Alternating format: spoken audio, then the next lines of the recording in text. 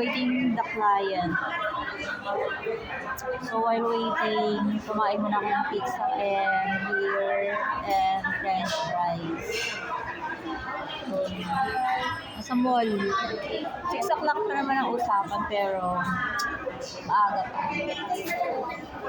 So, inom muna ako ng beer and french fries. Hindi mo ako lalasing dyan. Pang-alis. Para malusaw lang yung cholesterol ko. So, yun. Para hindi ako mainip. Mag-vlog muna ako. Please like and subscribe to my YouTube channel.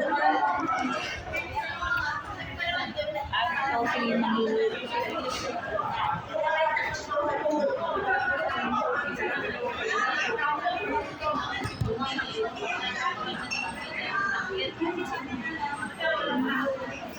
Paano dumating siya?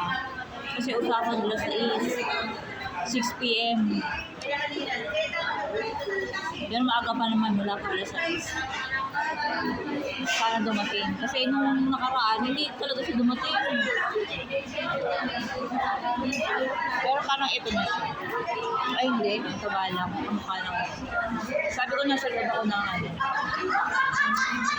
pizza.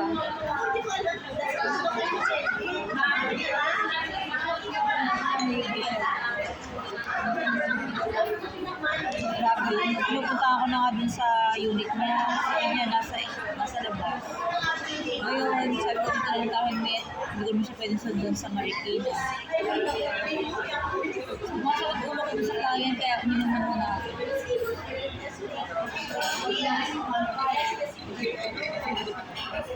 Sinabi ko dun sa guard, tingnan mo ko uuwi ng alas 6 kasi sabi ko usapan namin alas 6 sa dito.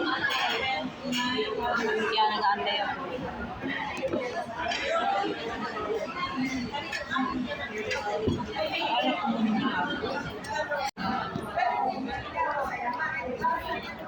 Pasawa yung client.